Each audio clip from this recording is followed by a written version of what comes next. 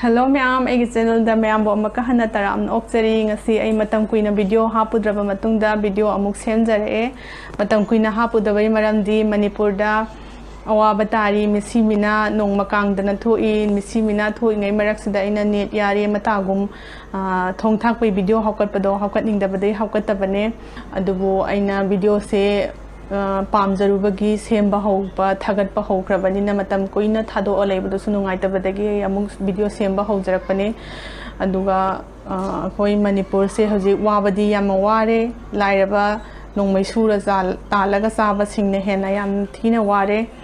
सी मणिपुर से करम कांदा फगदोइनो हाइबा खंगदे सेंट्रल गवर्नमेंट नसु थवा सादे थवा सादबै मम्मी हाइबु पिखरबा मणिपुर सिदा नुमित था अमदा सांगबदा था अमदा लोइसनबा याबा थबक तो था मरी गाइना लेबसे यामना थवा सादबगी मवोंगने अदुबो अखोई मपुदा निजसी अखोई अखोई सेंबीबा मपुदा निजसी मियोइबना तौबा ngamdaba मपु माकना तौबा ngambane अदु अखोई निबा लेपोसी मणिपुर काइबा यारोय हाइबसिदा लेसी अदुगा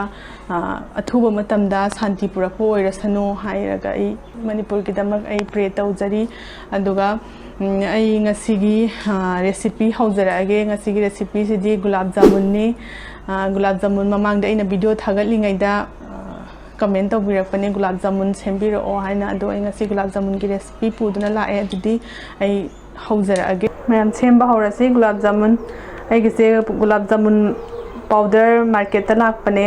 अदुगी पाउडर दो ओइना लौरगा सेमजरागे सेमबदी सुजी न सेमसु याय अदुगा संगोम पाउडर न सेमसु याय अदुबो आई मार्केट पाउडर ओइना लापसे इलाई लाइना याम थुना मतम जंगदना सेमबा याय अदुना इसी तौजरागे आई सी तेंगो से ml चानी की तेंगो ने अदो सिदा लौरगे सी अम हौरगे खितंग हापके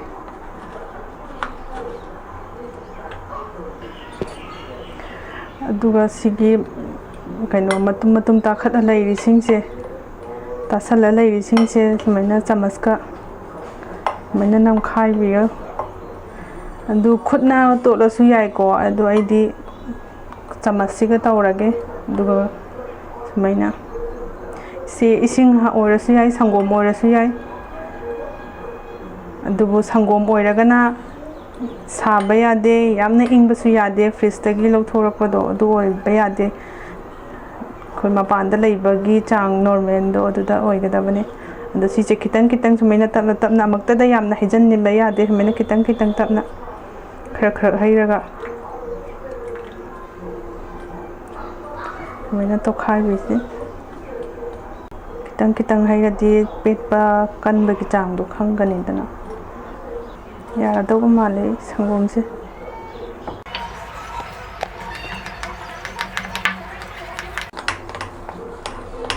चीनी मही same हौरसी ngasai gulab jamun ain lawkhiba powder do si tengot si dane adugi changda chap manana chini su lobiro duga ising gi changna sigi tengot se ani hapage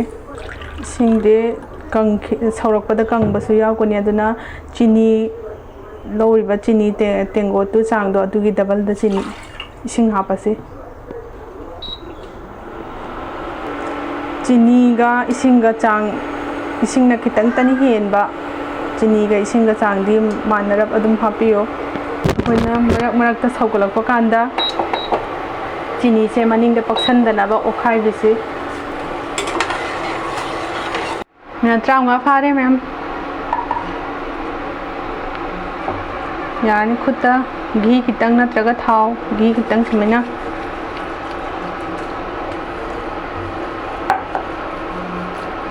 हाफेतंग Sumaina तोखाइबिसे हाफेतंग Sumaina नंखाइबिरा मतुंगदा चांग अमदा खोइ गुला ताबा हौरसी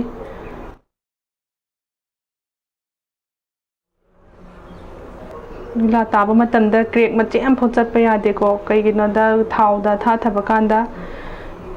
क्रेक चटलगा कायरकनी गुलाब पिकना ताबियो तारिबा खोइना गुला चाउरिबा चांगसिदगी डबल चाउखलखिनी होरेन दुगा आई साइड तंग साइ चीनी मही same के बदो येंगे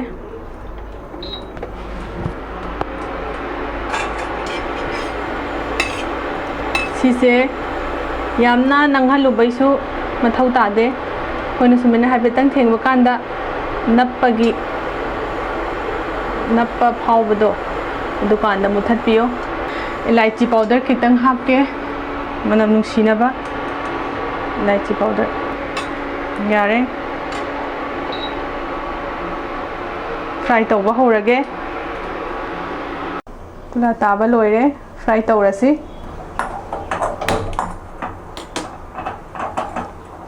थाव हापगे थाव खरा यामना हापसी थाव याम साद्रिङैदा हापगदबनी याम साना हापदी थुना कासनखरगा मनुंगदो मुनबा नंहौरोय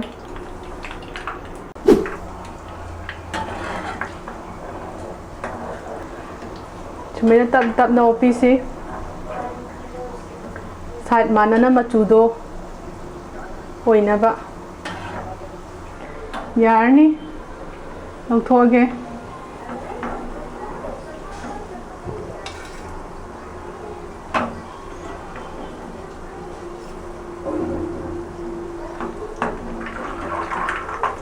दुगा सी लौथोपगा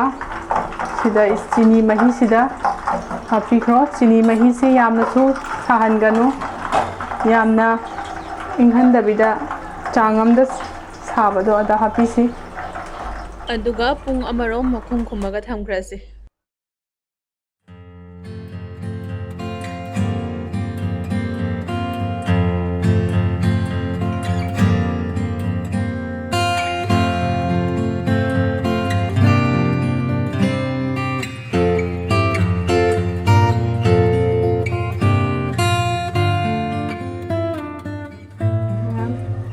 ट्राई तौरा येंगके मैम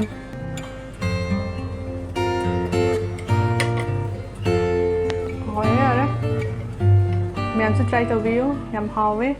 असिगिदी वीडियो से मतंग से लोइसिंजरगे